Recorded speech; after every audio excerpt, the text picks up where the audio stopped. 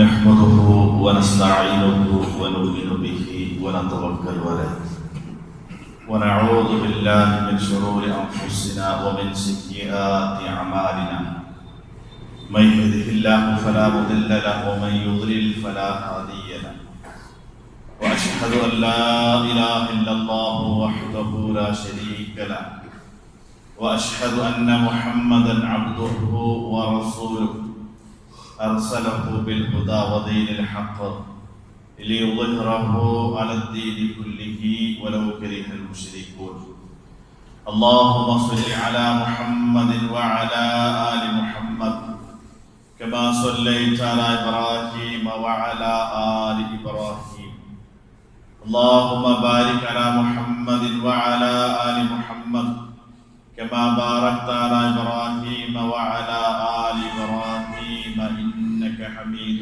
مجيد أما بعد فإن خير الكلام كلام الله وخير الهدي هدي محمد صلى الله عليه وسلم وشر الأمور محدثاتها وكل محدثة بدعة وكل بدعة ضلالة وكل ضلالة في النار أعوذ بالله من الشيطان الرجيم بسم الله الرحمن الرحيم يا أيها الذين آمنوا اتقوا الله حق تقاته ولا تموتن إلا وأنتم مسلمون يا أيها الناس اتقوا ربكم الذي خلقكم من نفس واحدة وخلق منها زوجها وبث منهما رجالا كثيرا ونساء واتقوا الله الذي تساءلون به والأرحام إن الله كان عليكم رقيبا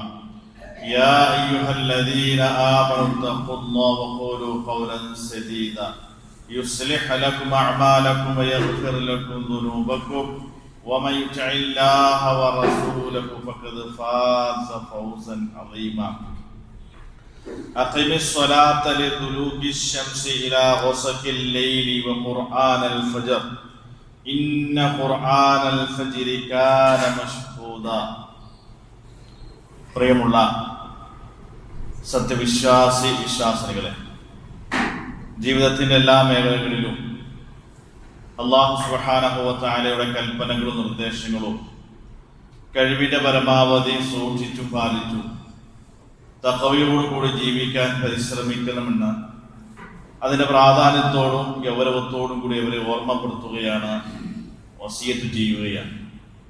അല്ലാഹു സുബ്ഹാനഹു വ തആല ഇഷ്ടപ്പെട്ട രൂപത്തിൽ ജീവിക്കുവാനും അല്ലാഹുവിന്റെ തൃപ്തി കരസ്ഥമാക്കി ലോകത്തോട് വിട പറയുവാനും അല്ലാഹു നമുക്ക് തൗഫീഖ് നൽകി അനുഗ്രഹിക്കുമാറാകട്ടെ. സൂറത്തുൽ ഇസ്രായിലെ 78-ാമത്തെ വചനമാണ് ആമുഖമായി ഞാൻ ഓതി കേൾപ്പിച്ചത്. പല ഇസ്ലാമിക ഗ്രന്ഥങ്ങളിലും വളരെ പ്രാധാന്യത്തോടു കൂടി പണ്ഡിതന്മാർ എടുത്ത് ചർച്ച ചെയ്ത ഒരു ഭാഗം, അതിന്റെ ഹെഡിങ് തന്നെ ഇങ്ങനെയാണ്: സ്വബാഹുൽ മുഅ്മിൻ, സത്യവിശ്വാസിയുടെ പ്രഭാതം എന്നാണ് അതിന്റെ അർത്ഥം. അപ്പൊ അങ്ങനെ ഒരു വിഷയം പ്രത്യേകമായി അവർ ചർച്ച ചെയ്യണമെന്നും അതിനെ ഒരു ഗൗരവത്തോടു കൂടി കാണണമെങ്കിൽ വിശ്വാസി അവന്റെ പ്രഭാതവുമായി ബന്ധപ്പെട്ട് ശ്രദ്ധിക്കേണ്ട ചില കാര്യങ്ങൾ ഉള്ളത് കൊണ്ടാണ് എന്ന് നമുക്ക് തിരിച്ചറിയാൻ കഴിയും. പ്രഭാതം എന്ന് വിശുദ്ധ ഖുർആൻ അതിന് ഉപയോഗിച്ച 2 പദങ്ങൾ, ഒന്ന് ഫജ്ർ എന്നാണ്. വൽ ഫജ്ർ, പ്രഭാതം തന്നെയാണ് സത്യം എന്ന് അല്ലാഹു സുബ്ഹാനഹു വ തആല സത്യം ചെയ്യുന്നുണ്ട്. ബാക്കി 2 സ്ഥലത്ത് സുബഹ് എന്നാണ് ഉപയോഗിച്ചത്. വസ്സുബ്ഹി ഇദാ തനഫസ്, പ്രഭാതം അത് പൊട്ടി വിടരുമ്പോൾ എന്നാണ്. തനഫസ എന്ന അറബി വാക്കിന്റെ അർത്ഥം ഈ പൂവ് വിരിഞ്ഞു വരുന്നതിനാണ് സാധാരണയായി പ്രയോഗിക്കാറുള്ളത്. അപ്പൊ പ്രഭാതം വിടർന്നു വരുമ്പോൾ എന്നാണ് അതിന്റെ ആശയം. മറ്റൊന്ന് വസ്സുബ്ഹി ഇദാ അസ്ഫർ, പ്രഭാതം സുബഹി പുലർന്നാൽ എന്നാണ്. അസ്ഫർ എന്ന് പറഞ്ഞാൽ അതിന്റെ പ്രകാശം ഇങ്ങനെ പുറത്തേക്ക് വരുന്ന സാഹചര്യത്തിനാണ് അസ്ഫർ എന്ന അറബി പ്രയോഗത്തിൽ സാധാരണ കാണാം. അപ്പൊ ഇവിടെ 3 സ്ഥലത്ത് പ്രഭാതത്തെ കൊണ്ട് അള്ളാഹു സത്യം ചെയ്യുകയാണ്. അല്ലാഹു സുബ്ഹാനഹു വ തആല ഏതെങ്കിലും വസ്തുവിനെ കൊണ്ടോ അള്ളാഹുവിന്റെ സൃഷ്ടിയെ കൊണ്ടോ സമയത്തെ കുറിച്ചോ സന്ദർഭത്തെ കുറിച്ചൊക്കെ സത്യം ചെയ്താൽ അതിന് വലിയ പ്രാധാന്യവും മഹത്വവും ഉണ്ട് എന്നതാണ് സൂചിപ്പിക്കുന്നത്. അതുകൊണ്ടാകാം പണ്ഡിതന്മാർ എങ്ങനെ ആയിരിക്കണം ഒരു വിശ്വാസിയുടെ പ്രഭാതം എന്ന് കൃത്യമായി ക്രമീകരിച്ചിട്ടുണ്ടെന്നർത്ഥം. അത് ഏറ്റവും പ്രധാനപ്പെട്ട നമ്മുടെ മനസ്സിലുണ്ടാകേണ്ടതെന്ന് വെച്ചാൽ, രാവിലെ അള്ളാഹുവിന്റെ അനുഗ്രഹത്താൽ നമ്മുടെ വിരിപ്പിൽ നിന്ന് നമ്മൾ ഉണർന്നു കഴിഞ്ഞാൽ നമ്മുടെ മനസ്സിലേക്ക് ആദ്യം വരേണ്ട ബോധ്യം എന്താണെന്നറിയുമോ? നമ്മൾ മരിച്ചതിന് ശേഷം വീണ്ടും ജീവിച്ചിരിക്കുകയാണ് എന്ന ബോധ്യമാണ്. അതുകൊണ്ടാണ് ആ സുബഹി നമ്മൾ ഉണർന്നു കഴിഞ്ഞാൽ നമ്മോട് പ്രാർത്ഥിക്കാൻ പറഞ്ഞ പ്രാർത്ഥന എത്ര ആശയം ഉൾക്കൊള്ളുന്ന അൽഹംദുലില്ലാഹി അഹ്യാന ബഅദ മാ അമാതന വ ഇലൈഹി നുശൂർ. അല്ലാഹുവേ, നിനക്കാണ് സർവസ്തുതി, ഞങ്ങളെ മരിപ്പിച്ചതിന് ശേഷം വീണ്ടും ജീവൻ നൽകി ഞങ്ങളെ അനുഗ്രഹിച്ച നാഥ, നിനക്കാണ് സർവസ്തുതി. യഥാർത്ഥത്തിൽ നമ്മൾ മരിച്ചു കിടക്കുകയാണ്. യഥാർത്ഥത്തിൽ അതൊരു ആലങ്കാരിക പ്രയോഗമല്ല കേട്ടോ, നേർക്ക് നേരെ ഒരു മരണമാണെന്നാണ് ഖുർആൻ എടുത്തുദ്ധരിച്ചത്. എങ്ങനെയായിരിക്കുമെന്ന് ഖുർആൻ പറയുന്നുണ്ട്. അല്ലാഹു യതവഫൽ അൻഫുസ ഹീന മൗതിഹാ വല്ലത്തി ലം തമുത് ഫീ മനാമിഹാ. അല്ലാഹു സുബ്ഹാനഹു വ തആലയാണ് ഒരു മനുഷ്യൻ അവൻ മരണപ്പെടുമ്പോൾ അവന്റെ ആത്മാവിനെ പൂർണ്ണമായും ഏറ്റെടുക്കുന്നത്. വല്ലത്തി ലം തമുത് ഫീ മനാമിഹാ, ഉറക്കത്തിലും അള്ളാഹുവാണ് അവരുടെ ആത്മാവിനെ എടുക്കുന്നതെന്നാണ്. അപ്പോൾ മരണം എന്ന് പറഞ്ഞാൽ എന്താണ് അതിന്റെ നിർവചനം? അള്ളാഹു നൽകിയ റൂഹിനെ, ആത്മാവിനെ അള്ളാഹു തിരികെ എടുക്കുന്നതിനാണ് മരണം എന്ന് പറഞ്ഞാൽ. അപ്പൊ ഖുർആൻ മരണത്തെ നിർവചിച്ചത് അങ്ങനെയാണ്. അതേ പ്രയോഗമാണ് ഉറക്കത്തെ കുറിച്ച് പറയുന്നത്. ഉറങ്ങുമ്പോഴും നിങ്ങളുടെ റൂഹിനെ അള്ളാഹു എടുക്കുകയാണ് എന്നാണ് പറഞ്ഞത്. എന്നിട്ട് ഫയുംസിക്കുല്ലത്തി ഖളാ അലൈഹൽ മൗത്ത്, എന്നിട്ട് മരണം ആർക്കാണ് അള്ളാഹു നിശ്ചയിച്ചിരിക്കുന്നത് ആ ഉറക്കത്തിൽ, അവന്റെ അവധി ആർക്ക് എപ്പോഴാണ് നിശ്ചയിച്ചിരിക്കുന്നത്, അവരുടെ ആത്മാവിനെ തിരിച്ചു കൊടുക്കാതെ പിടിച്ചു വയ്ക്കും. വയുർസിൽ ഉഹറ ഇലാ അജലിൻ മുസമ്മ, ആ ഉറക്കത്തിൽ മരണം തീരുമാനിക്കപ്പെടാത്ത ആത്മാക്കൾ വീണ്ടും തിരിച്ച് അല്ലാഹു കൊടുക്കും ഒരു നിശ്ചിത അവധി വരെ. അവസാനം പറയാണ്, ഇന്ന ദാലിക ലആയാതിൻ ഖൗമി യതഫക്കറുൻ, ചിന്തിക്കുന്നവർ ചിന്തിച്ചാൽ ഒരുപാട് ദൃഷ്ടാന്തം അതിലുണ്ടെന്നാണ്. യഥാർത്ഥത്തിൽ നമ്മൾ ഉറങ്ങിക്കഴിഞ്ഞാൽ യഥാർത്ഥത്തിൽ നമ്മൾ ശരിക്കും മരിച്ചു കിടക്കുകയായിരുന്നു എന്നാണ്. നോക്കൂ, ലോകത്ത് ഒരു ദിവസം ശരാശരി കണക്കനുസരിച്ച് 45,000 50,000 ആളുകൾ ലോകത്ത് ഒരു ദിവസം ഉറക്കത്തിൽ മരണപ്പെടുന്നുണ്ട് എന്നാണ് ആധുനിക കണക്കിനർത്ഥം. ഇന്ന് ഉറങ്ങിയതാണ്, പിന്നെ ഉണർന്നിട്ടില്ല. ദ ലാസ്റ്റ് സ്ലീപ്പ് എന്നൊക്കെ പറയുന്നത് പോലെ അവസാനത്തെ ഉറക്കമാണെന്നർത്ഥം. അപ്പൊ നമ്മൾ ഉണർന്നു കഴിഞ്ഞാൽ നമ്മുടെ മനസ്സിൽ ആദ്യം വരുന്ന അള്ളാഹു വീണ്ടും എന്നെ പുനർജീവിച്ചിരിക്കുകയാണ്, അതിന് അള്ളാഹുവോട് നന്ദി പറഞ്ഞുകൊണ്ട് ഉണരണം എന്നുള്ളതാണ്. അതുകൊണ്ടാണ് ഇബ്നു അബ്ബാസ് റളിയല്ലാഹു അൻഹു സഹാബത്തിനെയും കുടുംബത്തെയും ഉപദേശിക്കുന്ന ഒരു ഉപദേശമുണ്ട്. അത് നമ്മൾ നമ്മുടെ മനസ്സിനെ ബോധ്യപ്പെടുത്തും, നമ്മുടെ കുടുംബത്തെയും മക്കളെയൊക്കെ ഓർമ്മപ്പെടുത്തേണ്ടതാണ്. എന്താണെന്നറിയോ? ഇദാ അംസൈത ഫലാ തന്തദിർ സുബഹ, മക്കളെ, നിങ്ങൾ രാത്രി ഉറങ്ങിക്കഴിഞ്ഞാൽ രാവിലെ ഉണരുമെന്ന് ഒരിക്കലും പ്രതീക്ഷിക്കരുത്. നാളെ ഉണർന്നിട്ട് ചെയ്യാമെന്ന് പ്ലാൻ ചെയ്ത് കിടക്കരുത്. ഒരു പക്ഷെ നിങ്ങൾ ഉണരില്ല, നിങ്ങൾ അവസാനത്തെ ഉറക്കായിരിക്കുമെന്നാണ്. വൈദ അസ്ബഹത ഫലാ തന്തദിർ മസാ, രാവിലെ നിങ്ങൾ ഉണർന്നു, ഇനി വൈകുന്നേരം വരെ ഉണ്ടാകുമെന്ന് നിങ്ങൾ പ്രതീക്ഷിക്കരുതാണ്. അത്ര ഉള്ളൂ എന്നർത്ഥം. അപ്പൊ രാവിലെ ഉണർന്നാൽ ഇനി വൈകുന്നേരം വരെ നമ്മൾ ഉണ്ടാവുക ഒരു ഉറപ്പുമില്ല. ചിലപ്പോ അവസാനത്തെ ഉണർച്ചയായിരിക്കാം. ഉറങ്ങുമ്പോൾ നമ്മുടെ മനസ്സിൽ വരേണ്ടത് എന്താണ്? ഈ ഉറക്കം ഒരു പക്ഷേ എന്റെ അവസാനത്തെ ഉറക്കമായിരിക്കാം. അങ്ങനെ ആയിരിക്കണം വിശ്വാസി ഉറങ്ങാൻ പോകേണ്ടതാണ്. എന്താ എന്റെ മലയാളം എന്നറിയോ? ഒരുങ്ങി ഉറങ്ങുക എന്നർത്ഥം. ഒരുങ്ങിയിട്ട് ഉണങ്ങുക എന്നർത്ഥം. എന്നൊരു നമ്മൾ മരിച്ചു കിടക്കാൻ പോകുന്നത് പോലെ ആയിരിക്കണം നമ്മുടെ മാനസികാവസ്ഥ. അതുകൊണ്ട് എങ്ങനെ പ്രഭാതത്തെ ഇസ്ലാമികപരമായി റസൂലുള്ളാഹി സ്വല്ലല്ലാഹു അലൈഹി വസല്ലമ ചിട്ടപ്പെടുത്തിയതുപോലെ നമ്മൾ എന്തൊക്കെ കാര്യങ്ങൾ ശ്രദ്ധിക്കുന്ന? ഒന്ന്, ഉറങ്ങുന്ന സമയത്ത് നമ്മളെല്ലാ ദിക്റും പ്രാർത്ഥനയും എല്ലാം കഴിഞ്ഞ് കിടക്കുമ്പോൾ നമ്മുടെ മനസ്സിൽ ഏറ്റവും ഉണ്ടാകേണ്ട ഒരു ദൃഢനിശ്ചയം എന്താണെന്നോ? ഇൻഷാ അല്ലാഹ്, അള്ളാഹു തൗഫീഖ് ചെയ്ത നാളെ സുബഹിക്ക് എനിക്ക് ഉണരണം. ഇതാണ് ആദ്യം ഉണ്ടാകുന്നത്. എനിക്ക് രാവിലെ സുബഹി നമസ്കാരത്തിന് വേണ്ടി ഉണരണം എന്ന ദൃഢനിശ്ചയത്തോടും ആഗ്രഹത്തോടും ഒരു ചെറിയ പ്രാർത്ഥനയോടു കൂടി ആയിരിക്കണം ഉറങ്ങാൻ കിടക്കേണ്ടത്. സുബഹിക്ക് എനിക്ക് ഉണർന്നിരിക്കണം എന്ന ഒന്നാമത്തെ തീരുമാനം ഉണ്ടാകണം. രണ്ടാമത് ഉണ്ടാകേണ്ടത്, അള്ളാഹുവെ എല്ലാ പൈശാചിക കെണിയിൽ നിന്നും എന്നെ നീ രക്ഷപ്പെടുത്തണം. നമ്മള് ഉറങ്ങാൻ അനുവദിക്കാത്തതും ഉണരാൻ അവസരം തരാത്തതും ഒക്കെ അതിൽ പിശാചിന് ചില പങ്കുകളുണ്ട്. അതുകൊണ്ട് പിശാചിന്റെ പങ്കിൽ നിന്ന് എന്നെ, ആ കെണിയിൽ നിന്ന് അല്ലാഹുവേ എന്നെ രക്ഷപ്പെടുത്തണം എന്ന് മനസ്സിൽ പ്രാർത്ഥിച്ചുകൊണ്ട് കിടക്കൂ എന്നർത്ഥം. റസൂലുള്ളാഹി സ്വല്ലല്ലാഹു അലൈഹി വസല്ലമയുടെ അടുക്കല് സ്ഥിരമായി പള്ളിയില് സുബഹി നമസ്കാരത്തിന് അല്ലാത്ത വഖത്തിന് വരുന്ന ഒരാളുണ്ടായി. അപ്പൊ നബി സല്ലല്ലാഹു അലൈഹി വസല്ലം അയാളെ എല്ലാ വഖത്തിലും വരുന്ന, സുബഹിക്ക് അയാളെ കാണുന്നില്ലല്ലോ എന്ന് പറഞ്ഞ് സഹാബത്തും അത് നബിയോട് പറഞ്ഞു, അയാൾ സുബഹിക്ക് വരൂല എന്നാ. ചില ആൾക്കാർ അങ്ങനെ മഗ്രിബ് ഇശാഇനൊക്കെ പള്ളിയിൽ സജീവായി, വേറൊരു വഖത്തിന് കാണൂല.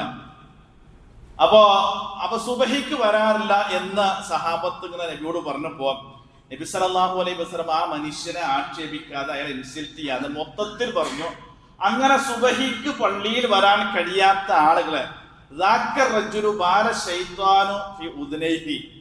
അവരുടെ രണ്ട് ചെവിയിലും പിശാച് മൂത്രമൊഴിച്ചിരിക്കുകയാണ് എന്നാണ് നബി പറഞ്ഞത്. പിശാച് മൂത്രമൊഴിച്ചിരിക്കുകയാണ്. അപ്പൊ ആ മൂത്രമൊഴിക്കൽ അത് ആലങ്കാരിക പ്രയോഗമാണെന്ന് നമുക്ക് വേണമെങ്കിൽ അങ്ങനെയും വ്യാഖ്യാനിക്കാം. എന്നാൽ മഹാഭൂരിഭാഗം പണ്ട് പറയുമ്പോൾ അതൊരു വസ്തുതയാണെന്നാണ്. എങ്ങനെ പിശാച് മൂത്രമൊഴിക്കോ? ജിന്ന് വർഗത്തിൽപ്പെട്ടതാണല്ലോ, അവർ ആഹാരം കഴിക്കുന്നുണ്ടല്ലോ, അവർ വെള്ളം കുടിക്കുന്നുണ്ടല്ലോ. അത് രണ്ടും സംഭവിക്കാമെങ്കിൽ മൂത്രമൊഴിക്കുകയും കാഷ്ടിക്കുകയും ചെയ്യുക എന്നുള്ളത് അത് അല്ലാഹുവിന്റെ സൃഷ്ടിയിലുള്ള ഒരു വസ്തുതയാണ്. അപ്പൊ അതിനൊരു ആലങ്കാരിക പ്രയോഗമായിട്ട് മാത്രം കാണേണ്ടതില്ല. നേരെ മറിച്ച് അങ്ങനെ ഒരു വസ്തുത ഉണ്ട് എന്ന് നബി സല്ലല്ലാഹു അലൈഹി വസല്ലം. അപ്പൊ ഉണരാൻ കഴിയാത്ത ആളുകളെ കുറിച്ച് പറഞ്ഞാൽ അവർക്ക് ഉണരാൻ കഴിയാത്ത എന്തുകൊണ്ടാണെന്നറിയോ? ഈ പിശാചിന്റെ മൂത്രവും ചെവിയിൽ പേര് നടക്കുകയാണ്. എന്ന് ആലോചിച്ച് നോക്കൂ. പിശാചിന്റെ ഒരു ബോഡി വേസ്റ്റ് ശരീരത്തിൽ വഹിച്ചുകൊണ്ട് ഒരു ദിവസം നടന്നാൽ മനുഷ്യന് എന്ത് ഇസ്ലാമികപരമായ ഉന്മേഷം ഉണ്ടാവും? അത് എങ്ങനെ റസൂലുള്ളാഹി സ്വല്ലല്ലാഹു അലൈഹി വസല്ലം പറയാൻ? അത് എങ്ങനെ തുടങ്ങുമെന്ന് പറയാം.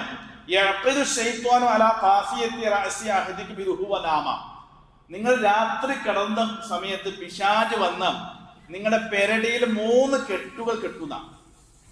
പിശാച് 3 കെട്ട് കെട്ടും. എന്നിട്ട് ഓരോ കെട്ട് കെട്ടുമ്പോൾ പറയും, അലൈക്കൽ ലൈലു തുവീൽ ഫർഖുദ്, നന്നായി ഉറങ്ങിക്കോ, ഇഷ്ടംപോലെ സമയമുണ്ട്, സുബൈ ഒന്ന് മനസ്സിൽ കരുതണ്ട, അവിടെ ഉറങ്ങിക്കോ സുഖമായിട്ട്, നല്ല തണുപ്പാണ്, മഴയാണ് എന്നൊക്കെ അങ്ങനെ പറഞ്ഞു പിശാച്. അപ്പൊ ഓരോ ഇത് ഓരോന്ന് കെട്ടുമ്പോൾ പറയും, അലൈക്കൽ ലൈലു തുവീൽ ഫർഖുദ്, ഉറങ്ങിക്കോ, ഒരു ടെൻഷൻ ഉണ്ട് എന്ന് പറഞ്ഞു. അങ്ങനെ ഈ 3 കെട്ട് പെരടിയിൽ കെട്ടി രൂപത്തിലാണ് ഇവർ രാവിലെ ഉണരുന്നത്. അപ്പൊ ഈ ഉണരുമ്പോൾ ഈ പിശാചിന്റെ കെട്ടുകൾ 3 പെരടിയിലുണ്ടല്ലോ, അത് അഴിഞ്ഞു പോയിട്ട് അത് അഴിച്ചു കളയണ്ടേ. അപ്പൊ നബി സല്ലല്ലാഹു അലൈഹി വസല്ലം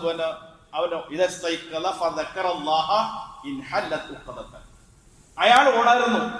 സുബഹിക്ക് അയാൾ ഉണരുമ്പോൾ അല്ലാഹ് പ്രാർത്ഥിച്ചുകൊണ്ടാണ് ഉണരുന്നതെങ്കിൽ ഒന്നാമത്തെ കെട്ട് അഴിഞ്ഞു പോയി.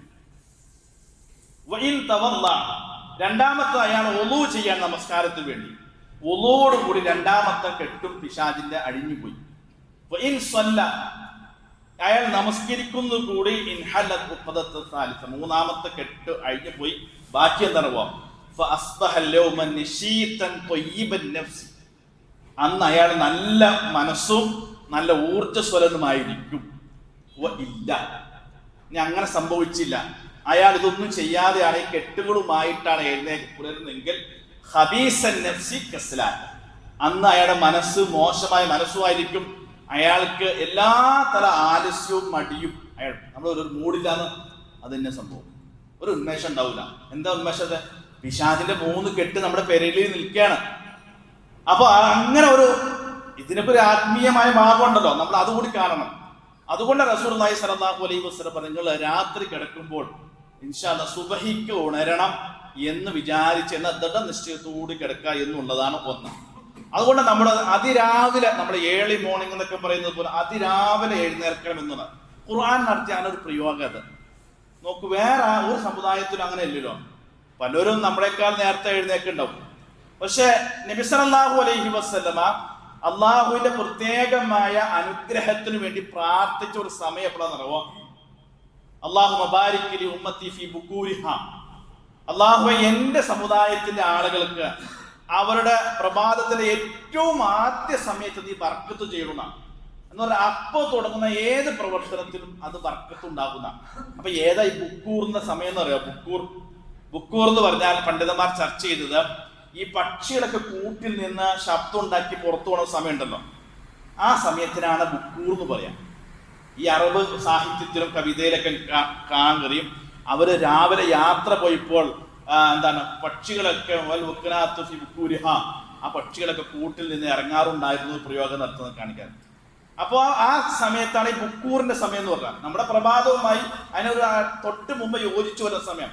ആ സമയത്ത് തുടങ്ങുന്ന ഏത് പ്രവർത്തനത്തിനും അള്ളാഹുവിന്റെ പ്രത്യേകമായ ഒരു അനുഗ്രഹം ഉണ്ടാവും. ഈ ഹദീസ് ഉദ്ധരിച്ച സഫർ എന്ന് പറഞ്ഞ സഹാബി പറയാണ് എന്താ, ഇദ്ദേഹം നബി സല്ലല്ലാഹു അലൈഹി വസല്ലമ ഇങ്ങനെ പ്രാർത്ഥിക്കുന്നത് കേട്ടതിന് ശേഷം പിന്നീട് അയാൾ കച്ചവടക്കാരനാണ്, പിന്നെ എന്ത് ബിസിനസ് തുടങ്ങുമ്പോൾ അയാൾ ആ സമയത്താണ് തുടങ്ങുക. പിന്നീടുള്ള കച്ചവടത്തിൽ മുഴുവൻ പ്രതീക്ഷിക്കാത്ത ബർക്കത്തുണ്ടായി എന്ന് അദ്ദേഹം അനുഭവം പറയാണ്. അപ്പൊ നബി സല്ലല്ലാഹു അലൈഹി വസല്ലമ നമുക്ക് വേണ്ടി പ്രാർത്ഥിച്ചൊരു സമയം, അത് നബി നമുക്ക് വേണ്ടി പ്രാർത്ഥിച്ചൊരു സമയം, അത് ഉപയോഗപ്പെടുത്താതെ പോയി കഴിഞ്ഞാൽ അതിന് നട്ടാർക്കണം അവനവന് തന്നെ. അപ്പൊ നമ്മൾ നേരത്തെ എല്ലാത്തിനും വേണ്ടി നമ്മുടെ ദിനചര്യകളൊക്കെ നേരത്തെ തന്നെ തുടങ്ങണം എന്നുള്ളതാണ്. അങ്ങനെ അതിന് വലിയ ഉന്മേഷം ഉണ്ടാവൂ എന്നാണ്. പിന്നെ അതിനെ ചില ആരോഗ്യപരമായ വശങ്ങളൊക്കെ പിന്നെ വൈദ്യശാസ്ത്രത്തിൽ കാണാം, അത് വേറെ വിഷയം. അപ്പോ പ്രാർത്ഥനയോട് കൂടി ഉണരുമ്പോൾ എത്രയോ പ്രാർത്ഥനകൾ ദിക്റുകളെ പഠിപ്പിച്ചിട്ടുണ്ട്. അതൊക്കെ നമുക്ക് ചെല്ലാം. എഴുന്നേറ്റ് ഇരുന്നിട്ട് നമ്മുടെ ബെഡിൽ ഇരുന്നിട്ട് ഒരു അല്പം 5-10 മിനിറ്റോ ഇരുന്നിട്ട് എല്ലാ പ്രാർത്ഥനയ്ക്കും പ്രാർത്ഥിച്ച് നേരെ നമ്മുടെ അടുത്ത പ്രാഥമിക കർമ്മങ്ങളിലൊക്കെ കടന്ന് സുബഹി നമസ്കാരത്തിനൊക്കെ പള്ളിയിലേക്ക് വരുമ്പോൾ അതിൻ്റെതായ ഒരു ഗുണമുണ്ട്. അങ്ങനെ ആയിരിക്കണം നമ്മുടെ പ്രഭാതത്തെ നമ്മൾ ക്രമീകരിക്കേണ്ടതാണ്. അത് ഏറ്റവും പ്രധാനപ്പെട്ടത് എന്ത് സംഗതി നിറവാം നമ്മുടെ സുബഹി നമസ്കാരം തന്നെയാണ്. സുബഹി നമസ്കാരം തന്നെയാണ്. ഇസ്ലാമിക ലോകത്തെ പണ്ഡിതന്മാര് ഒരാള് സ്വയം മുനാഫിക്കാണോ എന്ന് ടെസ്റ്റ് ചെയ്യാനുള്ള ഒരു മാർഗം പഠിപ്പിച്ചിട്ടുണ്ട്. എന്ന് പറഞ്ഞാൽ ഇസ്ലാമിൽ നമുക്ക് മറ്റൊരാളെ വിലയിരുത്താൻ പാടില്ല. നമുക്ക് താല്പര്യം അയാൾ സ്വർഗത്തിലാണ് അയാൾ നരകത്തിലാണെന്ന് പറയാനാണ് നമുക്ക് താല്പര്യം. അവനവന്റെ കാര്യത്തിൽ ഒരു ബേജാറുണ്ടാവില്ല. ഞാൻ സഹാബത്ത് അങ്ങനെയല്ല കേട്ടോ. മുനാഫിക്കുകളായ ലിസ്റ്റുകൾ നബി സല്ലല്ലാഹു അലൈഹി വസല്ലമ ഒരു സഹാബിക്ക് പറഞ്ഞു. അതിൽ ആരൊക്കെയാണ് കപടവിശ്വാസികൾ എന്ന് പേരെണ്ണി നബി സല്ലല്ലാഹു അലൈഹി വസല്ലമ സഹാബിക്ക് ഇന്ന ആളുകളൊക്കെ കപടവിശ്വാസികളാണ് എന്ന് ലിസ്റ്റ് കൊടുത്തിരുന്നു. ആ ലിസ്റ്റ് കൊടുത്തു. അദ്ദേഹത്തിന്റെ കയ്യിൽ നബി പറഞ്ഞ ആളുടെ പേരുണ്ട് എന്ന് പറഞ്ഞപ്പോൾ ആദ്യം അദ്ദേഹത്തിന്റെ അടുത്ത് എത്തിയത് ആരാന്നറിയാവോ? ഉമർ റളിയല്ലാഹു അൻഹു ആണ്. എന്നിട്ട് ചോദിച്ചു, ആ ലിസ്റ്റിൽ എന്റെ പേരുണ്ടോ എന്ന് അറിയിച്ചു. ഇതാണ് സൂക്ഷ്മത എന്ന് പറഞ്ഞത്. ആ നബി സല്ലല്ലാഹു അലൈഹി വസല്ലമ പറഞ്ഞ താങ്കൾക്ക് പറഞ്ഞു തന്ന ലിസ്റ്റിൽ ഉമറായ എന്റെ പേരുണ്ടോ എന്നാണ് ചോദിച്ചത്. അപ്പൊ അവനവന്റെ കാര്യത്തിലാണ് ബേജാറ്. നമ്മുടെ ആ കാലത്താണ് നമ്മൾ എന്താ അയാൾ ആ ലിസ്റ്റിലുണ്ടോ എന്ന് ചോദിക്കാം. നമുക്കങ്ങനെ മറ്റൊരാളെ കുറിച്ച് ബേജാറ്. ഉമർ എന്താ എന്റെ പേരുണ്ടോന്ന്. അപ്പൊ ഇദ്ദേഹം പറഞ്ഞില്ല, പറയരുന്ന പറഞ്ഞത്. പിന്നെ കണ്ടുപിടിച്ചത് എങ്ങനെയാന്ന് അറിയാം, ഓരോ ആളുകൾ മരണപ്പെടുമ്പോൾ ഇദ്ദേഹം നിസ്കരിക്കുന്നുണ്ടോന്ന് നോക്കും. മയ്യത്ത് നിസ്കാരത്തിൽ പങ്കെടുക്കുന്നുണ്ടെങ്കിൽ അത് മുസ്ലിമാണ്. ഇദ്ദേഹം പങ്കെടുക്കാതെ മാറി നിൽക്കുന്നുണ്ടെങ്കിൽ നബി സല്ലല്ലാഹു അലൈഹി വസല്ലം കൊടുത്ത ലിസ്റ്റിൽ ഒരാളാണ് മരിച്ചതെന്ന് കണ്ടെത്തുന്ന സഹാബത്ത്. അപ്പൊ ഞാൻ പറഞ്ഞത് അവനവൻ നമ്മളിൽ നിഫാഖ് ഉണ്ടോ എന്നറിയാൻ പണ്ഡിതന്മാർ പറഞ്ഞ രണ്ട് സംഗതിയും, ഒന്ന് സുബഹി ജമാഅത്തിനും ഇശാ ജമാഅത്തിനും പങ്കെടുക്കാൻ കഴിയുന്നുണ്ടോന്നാണ്. എന്താ കാരണം? റസൂലുള്ളാഹി സ്വല്ലല്ലാഹു അലൈഹി വസല്ലം പറഞ്ഞു, മുനാഫിക്കിന് കപടവിശ്വാസിക്ക് ഏറ്റവും പ്രയാസകരമായി നിസ്കരിക്കാൻ ബുദ്ധിമുട്ട് 2 നിസ്കാരം ഇശായും സുബഹിയാണെന്നാണ്. അതിനവർ വരൂല. എന്താ വരാത്തതെന്നറിയോ? വരാത്തത് കാരണം ചില ബാക്കി ളുഹറും അസറും മഗ്രിബ് ഇശായൊക്കെ മഗ്രിബൊക്കെ അവർ പള്ളിയിലേക്ക് വരുന്ന നിസ്കരിക്കുന്ന നാട്ടുകാർ കാണും. അപ്പോൾ ഇവർ തരക്കേണ്ട അവർ മുസ്ലിമാന്ന് പറയും. ബാക്കി 2 നിസ്കാരവും നടത്തുന്നത് ഇരുട്ടിലാണ്. അപ്പൊ ഇവർ നിസ്കരിക്കാൻ വന്നത് ആരും അറിയില്ല. അപ്പൊ ലിസ്റ്റിലുണ്ടാവില്ല. അപ്പൊ അതുകൊണ്ട് വിഷയമല്ല, പോകാൻ മടിയാണ്. അതാണ് വിഷയം. അപ്പൊ മറ്റുള്ളവരെ ബോധ്യപ്പെടുത്തലാണ് ഇവരുടെ ശ്രമം. അപ്പൊ സുബഹിക്ക് ഒരാൾക്ക് വരാൻ കഴിയുന്നില്ലെങ്കിൽ, ഇശാക്ക് ഒരാൾക്ക് വരാൻ കഴിയുന്നില്ലെങ്കിൽ നമ്മൾ നമ്മെക്കുറിച്ച് മനസ്സിലാക്കുക, എന്നിൽ എന്തോ അല്പസ്വല്പം നബി സല്ലല്ലാഹു അലൈഹി വസല്ലം പറഞ്ഞ നിഫാഖിന്റെ ആ തോത് കൂടുതലുണ്ട്, ഗ്രാഫ് ഉയർന്നു നിൽക്കുകയാണെന്ന് മനസ്സിലാക്കിയിട്ട് നാം തന്നെ ആ ലിസ്റ്റിൽ നിന്ന് പുറത്തു വരാൻ ശ്രമിക്കുക. അതാണ് ഒന്നാമത്തത്. നബി സല്ലല്ലാഹു അലൈഹി വസല്ലം പറഞ്ഞെന്താണോ, മൻ സ്വല്ലൽ ഫജ്റ ഫഹുവ ഫീ ദീനില്ല. ഒരാള് സുബഹി നമസ്കാരം നിർവഹിച്ചു കഴിഞ്ഞാൽ അന്ന് അയാൾ അള്ളാഹുവിന്റെ സംരക്ഷണത്തിലാണ്. അള്ളാഹു ഒരു മനുഷ്യനെ സംരക്ഷിക്കാൻ ഏറ്റെടുത്തത് ആരെന്നോ സുബഹി നിസ്കരിച്ച ഒരാൾ. നമുക്ക് അങ്ങനെ നിസ്കരിച്ച ഒരാൾക്ക് അയാൾക്കുള്ളിൽ ഒരു ഫീൽ ഉണ്ടാവുമല്ലോ, ഞാൻ ഇന്ന് സുബഹി നിസ്കരിച്ചതാ, ജമാഅത്തായിട്ടാണ് പറയുകയും വേണ്ട. അപ്പൊ അയാളുടെ ഉള്ളിൽ ഒരു സെക്യൂരിറ്റി ഫീലിംഗ് ഉണ്ടോ, എന്താ, അള്ളാഹു എന്നെ സംരക്ഷിക്കണം. ബാക്കി നിസ്കരിക്കാത്ത ആൾക്ക് എപ്പോഴും ഭയമായിരിക്കും, കാരണം ഈ സംരക്ഷണം അയാൾക്ക് ഇല്ലല്ലോ. അപ്പൊ സുബഹി നമസ്കാരം എന്നുള്ളത് നിർബന്ധ. അതിന്റെ ബാക്കി കിട്ടും, മൻ സ്വല്ല സുബ്ഹ ഫീ ജമാഅത്തിൻ ഫകഅന്നമാ സ്വല്ലൽ ലൈലു കുല്ലുഹും. എല്ലാ ഫർള് നിസ്കാരവും പുരുഷന്മാരോട് ജമാഅത്തായിട്ട് നിസ്കരിക്കാനാണ് പറഞ്ഞത് പള്ളിയിൽ വെച്ചത്. അതൊരു ഇളവില്ലല്ലോ. എല്ലാ ഫർള് നിസ്കാരവും പള്ളിയിൽ വെച്ച് ജമാഅത്തായി നിസ്കരിക്കാനാണ് ഇസ്ലാം പറഞ്ഞത്. ജമാഅത്തായിട്ട് നിസ്കരിച്ചതിൽ നിസ്കാരം വീടും, പക്ഷേ ജമാഅത്ത് നഷ്ടപ്പെടുത്തിയതിന്റെ പാപഭാരം നമ്മൾ ചോദ്യം ചെയ്യപ്പെടുന്നുണ്ട്. നബി പറയാണ്, ഒരാള് സുബഹി നമസ്കാരം ജമാഅത്തായി നിസ്കരിച്ചാൽ ഫകഅന്നമാ സ്വല്ലൽ ലൈലു കുല്ലുഹും, രാത്രി മുഴുവൻ നിന്ന് നിസ്കരിച്ച എത്ര പ്രതിഫലം കിട്ടും അത്രയും അയാൾക്ക് കിട്ടുന്നതാണ്. ആലോചിച്ചു പ്രതിഫലം. രാത്രി മൊത്തം ഉറങ്ങാതെ നിസ്കരിച്ചത് എത്ര പ്രതിഫല. ആ പ്രതിഫലത്തിന്റെ കണക്ക് പറഞ്ഞില്ല. എന്താണ് കണക്ക് പറയുന്നതിനേക്കാൾ കൂടുതൽ കണക്കില്ലാത്ത പ്രതിഫലം എന്നതിന്റെ അർത്ഥം. അത്ര പ്രതിഫലം ജമാഅത്തായി സുബഹി നിസ്കരിച്ച കിട്ടി. അപ്പൊ ഒന്ന് എന്ത് കിട്ടി, അള്ളാഹുവിന്റെ സംരക്ഷണം കിട്ടി. രണ്ട്, രാത്രി മൊത്തം നിസ്കരിച്ച കൂലി കിട്ടി. നബി സല്ലല്ലാഹു വീണ്ടും പറഞ്ഞു, റകഅത്തുൽ ഫജ്രി ഖൈറു മിനദ് ദുനിയ വമാ ഫീഹാ. സുബഹിയിലെ 2 റകഅത്തും അതിന്റെ സുന്നത്തും അത് ദുനിയാവിലെ മറ്റ് അനുഗ്രഹം ലഭിക്കുന്നതിനേക്കാളും നിനക്ക് ഉത്തമം അതാണ്. നബി സല്ലല്ലാഹു അലൈഹി വസല്ലം യാത്രയിൽ പോലും ഒഴിവാക്കാത്ത സുന്നത്ത് നിസ്കാരം സുബഹിയിലെ 2 റകഅത്താണ്. യാത്രയിൽ നമുക്ക് എന്ത് ചെയ്യാം, സുന്നത്ത് നിസ്കാരങ്ങളൊക്കെ ഇളവുകളുണ്ട്. പക്ഷെ നബി യാത്രയിൽ പോലും എന്ത് ചെയ്യില്ല, ഈ നിസ്കാരം സുബഹിക്ക് മുമ്പ് 2 റകഅത്ത് ഒഴിവാക്കുക, അത്ര നിർബന്ധമാണ്. അതുകൊണ്ടാണ് സ്ഥിരമായി സുബഹിക്ക് ആ 2 റകഅത്ത് നിസ്കരിക്കുന്ന ഒരു മനുഷ്യൻ, അയാൾക്ക് ഒരു ദിവസം അത് നിർവഹിക്കാൻ കിട്ടിയ പള്ളിയിൽ വന്നിട്ടും ഫർള് തുടങ്ങിയിട്ടുണ്ടെങ്കിൽ അത് കഴിഞ്ഞാൽ അയാൾക്ക് നിർവഹിക്കാം. ഇത് ശീലമാക്കാനുള്ള പരിപാടിയല്ല കേട്ടോ. ഒരാൾ സ്ഥിരം നിസ്കരിക്കും, പക്ഷെ ഒരു സംബന്ധത്തേക്കും ജമാഅത്തും തുടങ്ങി, അയാൾക്ക് ഇളവുണ്ട്. ആ സുബഹിയുടെ ഫർള് കഴിഞ്ഞാലും ഇത് ഈ 2 റകഅത്ത് നിസ്കരിക്കാം. ഇത് വേറെ സുന്നത്ത് നിസ്കരിക്കാൻ പറ്റില്ല. ഇപ്പൊ ലോഹറിൽ നിസ്കരിക്കാത്ത ആൾക്കാർക്ക് പിന്നെ ശേഷം നിസ്കരിക്കാൻ അത് ഇളവില്ല. ഇതിനിങ്ങനെ ഒരു പ്രാധാന്യം ഉള്ളത് കൊണ്ട് സ്ഥിരമായി നിർവഹിക്കുന്ന ആൾക്ക് പ്രത്യേകമായി അങ്ങനെ ചെയ്യുന്നതിൽ അയാൾക്ക് പ്രതിഫലാർഹനാണ് എന്നതാണ് പണ്ഡിതന്മാരെ ഹദീസിനെ വ്യാഖ്യാനിച്ചത്. അപ്പൊ സുബഹിയിലെ ജമാഅത്ത് നമ്മൾ ശ്രദ്ധിക്കണം. ഇല്ലെങ്കിൽ ഈ പറഞ്ഞ കപട വിശ്വാസികളാണ് ആളുകൾ ലിസ്റ്റിൽ നമ്മൾ പെട്ടുപോകുമെന്ന് മനസ്സിലാണ്.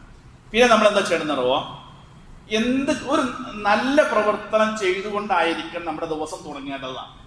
നല്ല അതിന് റസൂലുള്ളാഹി സ്വല്ലല്ലാഹു അലൈഹി വസല്ലം ഏത് പ്രവർത്തനമാണ് ഒരു പ്രത്യേകമായിട്ടുള്ള സ്പെഷ്യലായ ഒരു പുണ്യകർമ്മം തുടക്കം കുറിക്കേണ്ടത്, അത് സ്വതക്കയാണെന്നാണ്. എന്താ സ്വതക്കക്ക് പ്രത്യേകത?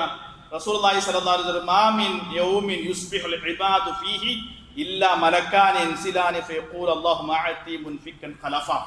എല്ലാ ദിവസവും രാവിലെ 2 മലക്കുകൾ അള്ളാഹു സ്പെഷ്യലായി ഇങ്ങനെ പറഞ്ഞയക്കും. രാവിലെ അവർ വരും. ആ മലക്ക് 2 പേരും അള്ളാഹുവിന്റെ പ്രാർത്ഥന, അള്ളാഹുവേ, ആരാണോ നിന്റെ മാർഗത്തിൽ ചെലവഴിക്കുന്നത് അവർക്ക് വീണ്ടും നീ കൊടുക്കണേ എന്ന്.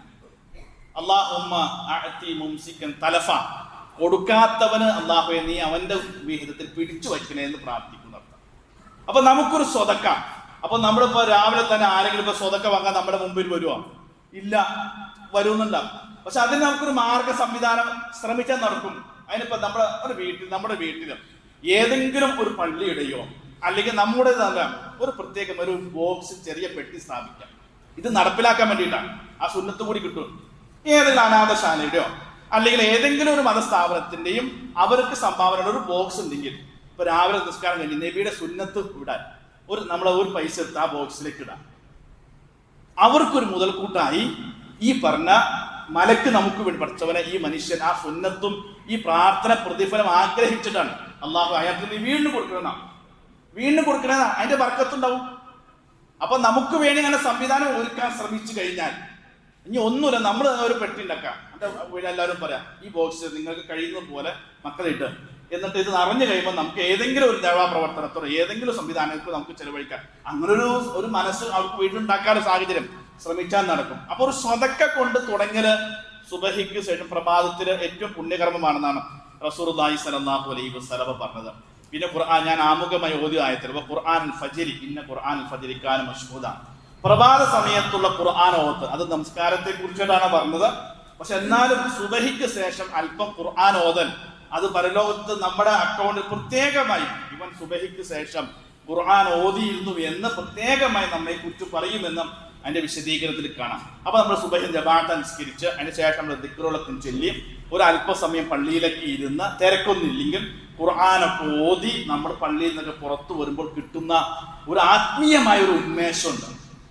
ആ ഉന്മേഷം കിട്ടുക എന്ന് പറഞ്ഞാൽ ഈ പറഞ്ഞതുപോലെ നമ്മുടെ പ്രമാദത്തെ ഇസ്ലാമികപരമായി ക്രമീകരിക്കാൻ നമ്മൾ ശ്രമിച്ചാലാണ്. നമുക്ക് ഇതൊക്കെ നമുക്ക് ചെയ്യാൻ പറ്റുന്ന സംഗതികളിൽ ഒന്ന് മനസ്സ് വെച്ചാൽ ചെയ്യാൻ കഴിയുന്നതാണ്. അതുകൊണ്ട് റസൂലുള്ളാഹി സ്വല്ലല്ലാഹു അലൈഹി വസല്ലമ പഠിപ്പിക്കപ്പെട്ടതുപോലെ വിശുദ്ധ ഖുർആൻ നമ്മോട് നിർദ്ദേശിച്ചതുപോലെ പൂർവികരായ നമ്മുടെ മഹത്തുക്കൾ മാതൃക കാണിച്ചതുപോലെ ഒരു അല്ലാഹു റസൂൽ ഇഷ്ടപ്പെടുന്ന രൂപത്തിൽ ഇസ്ലാമികപരമായി നമുക്ക് ഗുണകരമായി മാറുന്ന രൂപത്തിൽ നമ്മുടെ പ്രഭാതത്തെയും സമയത്തെയും സന്ദർഭത്തെയും ഒക്കെ ക്രമീകരിക്കാൻ ചിട്ടപ്പെടുത്താൻ നമ്മൾ പരിശ്രമിക്കണം. അല്ലാഹു സുബ്ഹാനഹു വ തആല നമുക്ക് എല്ലാവരും തൗഫീഖ് നൽകി അനുഗ്രഹിക്കുമാറാകട്ടെ.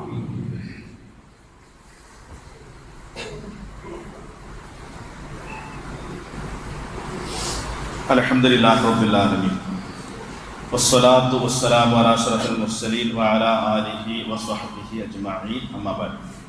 ഒരിക്കൽ കൂടി അല്ലാഹുവിന്റെ കൽപ്പനകൾ പാലിച്ച് ജീവിക്കണമെന്ന് ഉണർത്തുകയാണ്. പൂർവികരായ നമ്മുടെ പണ്ഡിതന്മാർ പങ്കുവച്ച മറ്റൊരാശയം, ഓരോ പ്രഭാതവും നമ്മൾ രാവിലെ ഉണരുമ്പോൾ ഈ പ്രഭാതം നമ്മോട് ഓരോരുത്തരും പറയുന്ന ഒരു വാചകമുണ്ട്. യബ്നു ആദം, അല്ലയോ ആദമിന്റെ മക മനുഷ്യ, അന ഹൽക്കുൻ ജദീദ്, ഞാൻ ഇന്നൊരു പുതിയ ദിവസമാണ് കേട്ടോ, നിന്റെ ജീവിതത്തിലെ ഒരു പുതിയ ദിവസമാണ്. വഅല അമലിക ഷഹീദുൻ, നീ ഇന്ന് ചെയ്യുന്ന എല്ലാ അമലിനും ഞാൻ സാക്ഷിയുമാണ്.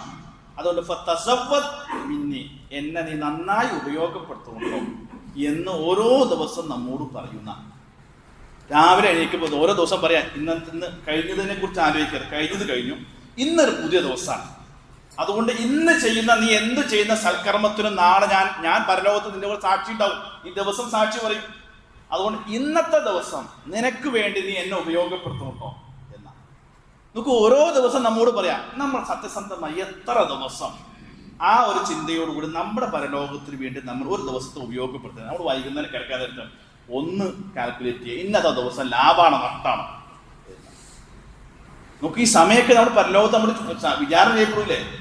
അതുകൊണ്ട് ആ ഒരു ബോധ്യത്തോടു കൂടി ഓരോ ദിവസത്തെ നമുക്ക് അനുകൂലമാക്കി നമ്മുടെ പരലോകത്തിനാകും നമുക്ക് സാക്ഷി പറഞ്ഞ രൂപത്തിൽ ഉപയോഗപ്പെടുത്താൻ നമ്മൾ ഉപയോഗിക്കണം. അല്ലാഹു സുബ്ഹാനഹു വ തആല നമുക്കതിന് തൗഫീഖ് നൽകി അനുഗ്രഹിക്കുമാറാകട്ടെ. ഒരുപാട് ആളുകൾ ദുആ കൊണ്ട് വസിയത്ത് ചെയ്തിട്ടുണ്ട്. ആശുപത്രികളിൽ, വീടുകളിൽ കഴിഞ്ഞു കൂടുന്ന പ്രയാസം അനുഭവിക്കുന്ന ആളുകളുണ്ട്, ഓപ്പറേഷൻ കഴിഞ്ഞ് കിടക്കുന്നവരുണ്ട്, ഒരല്പം പ്രയാസത്തിലുള്ള രോഗികളുണ്ട്. അള്ളാഹു അവർക്കൊക്കെ പൂർണ്ണ ശിഫ നൽകി അനുഗ്രഹിക്കുമാറാകട്ടെ. അത്തരം രോഗങ്ങളിൽ നിന്നും പരീക്ഷണങ്ങളിൽ നിന്നും അള്ളാഹു നമ്മെ എല്ലാവരെയും കാത്തുരക്ഷിക്കുമാറാകട്ടെ. മരണപ്പെട്ടു പോയ ആളുകൾക്ക് അള്ളാഹു മഗ്ഫിറത്തും മർഹം നൽകി അനുഗ്രഹിക്കുമാറാകട്ടെ. ഇസ്ലാമിന് മുസ്ലിം സമൂഹത്തിന് അള്ളാഹു ഇസ്സത്ത് പ്രദാനം ചെയ്യുമാറാകട്ടെ. اللهم اغفر للمؤمنين والمؤمنات والمسلمين والمسلمات الأحياء منهم والأموات إنك مجيب الدعوات يا قاضي الحاجات. اللهم أجرنا من النار، اللهم أجرنا من النار، اللهم أجرنا من النار. اللهم أعز الإسلام والمسلمين وأذل الشرك والمشركين. اللهم أحينا للكتاب والسنة ومتنا مع الإيمان والتوبة. ربنا آتنا في الدنيا حسنة وفي الآخرة حسنة وقنا عذاب النار. ربنا تقبل منا إنك أنت السميع العليم وتب علينا إنك أنت التواب الرحيم. آمين برحمتك يا أرحم الراحمين.